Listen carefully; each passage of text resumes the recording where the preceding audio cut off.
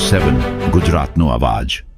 નમસ્કાર દર્શક મિત્રો, i7 ન્યૂઝ ગુજરાતીની સાથે હું છું આપની સાથે પાયલ બામભણિયા। તો જોઈએ આજના મહત્વના સમાચાર।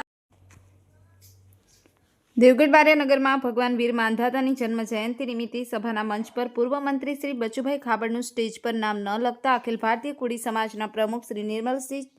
ચૌહાણ સાથે વિવાદ સર્જાતા ખળભળાટ મચી જવા પામ્યો હતો। મળતી માહિતી મુજબ આજરોજ ભગવાન વીર માંધાતાના જન્મ જયંતિ નિમિત્તે બનેલી કોળી સમાજના કાર્યક્રમમાં પૂર્વ મંત્રી શ્રી બચુભાઈ ખાબડનું સ્ટેજ પર નામ ન લખતા અખિલ ભારતીય કોળી સમાજના પ્રમુખ શ્રી નિર્મલભાઈ ચૌહાણ સાથે બોલાચાલી થતા દુઃખદ ઘટનાથી ગુજરાતના રાજકારણમાં રાજકીય ભૂકંપ સર્જાયો છે। બચુભાઈ ખાબડને કોળી સમાજના કાર્યક્રમમાં મંચ પરથી તેમના મળતિયાઓને હથિયારો સાથે લાવી અને મંચને વિખેરી દેવા જણાવતા ખળભળાટ મચી દીધાનો વિડીયો વાયરલ થયો। બચુભાઈ ખાબડની સમાજ દ્વારા મંચ પર નામ ન લખાતા નામ લખવા કહેતા હાહાકાર મચી જવા પામ્યો હતો।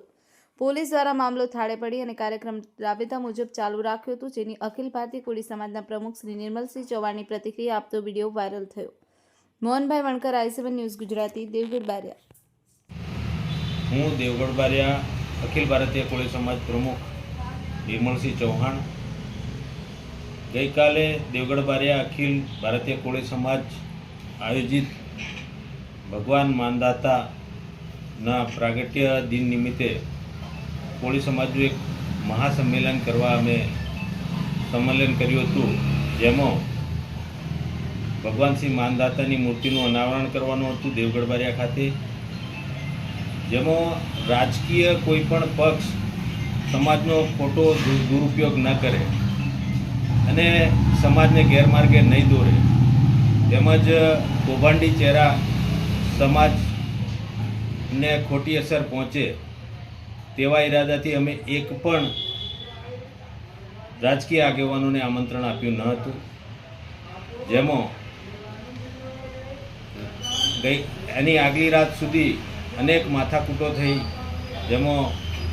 સ્થાનિક ધારાસભ્ય બચુભાઈ ખાબડે તેમના માણસો મોકલીને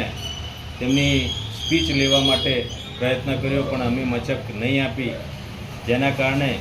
ગઈકાલના સંમેલનમાં તેઓ 100 થી 150 જેટલા લોકો હથિયારધારી લઈ સમાજના સંમેલનમાં પહોંચ્યા અને સમાજના સ્ટેજ ઉપર ચડી જઈ અને તેમને માઇક ખેંચી લેવાનો પ્રયત્ન કર્યો અને મારી સાથે તકરાર કરી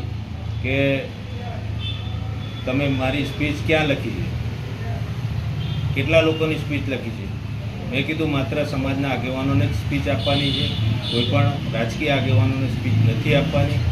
એમ કરતાં તે ઉશ્કેરાઈ જઈ મારી સ્પીચ લખો, હમણાં લખ, નહીં તો આ બધું વિખેરી નાખીશ, આ સમાજ વિખેરી નાખીશ, એવો એમને પડકાર ફેંક્યો, જેથી મારાથી પણ બોલાઈ ગયું કે આજ સુધી તમે સમાજને વિખેરવા સિવાય તમે કર્યું છે શું, અને એના કારણે તેમના જે સાથે આવેલા 100 થી 150 લોકો હથિયારધારી હતા તેઓ સ્ટેજ ઉપર ચડી જવાનો પ્રયત્ન કર્યો, પરંતુ સ્થાનિક પ્રશાસન અને પોલીસે આખો મામલો થાળાઈ પાડ્યો અને પછી સંમેલન શાંતિપૂર્વક યોજાયું અને એમને ના છૂટકે અમારે સ્પીચ આપવી પડી। અને લીમખેડાના કાર્યક્રમમાં ગુજરાત સોલંકી, બચુભાઈ ખાબડ, આ બધા જ આગેવાનો ત્યાં હતા, તેમાંથી તેઓએ સાથે મળી અને અમારા સ્ટેજનો રાજકીય રીતે ઉપયોગ કર્યો, એ અમને ખેદ છે, દુઃખ છે, પરંતુ અમારી મજબૂરી હતી। અમે નાના માણસો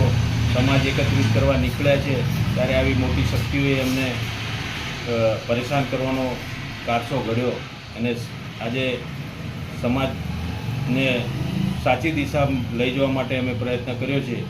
એમાં સમાજે અમને સાથ સહકાર આપ્યો છે। તો અમે સમાજની અને સમાજના આગેવાનો જે લોકો આજે સમાજના કાર્યમાં જોડાયા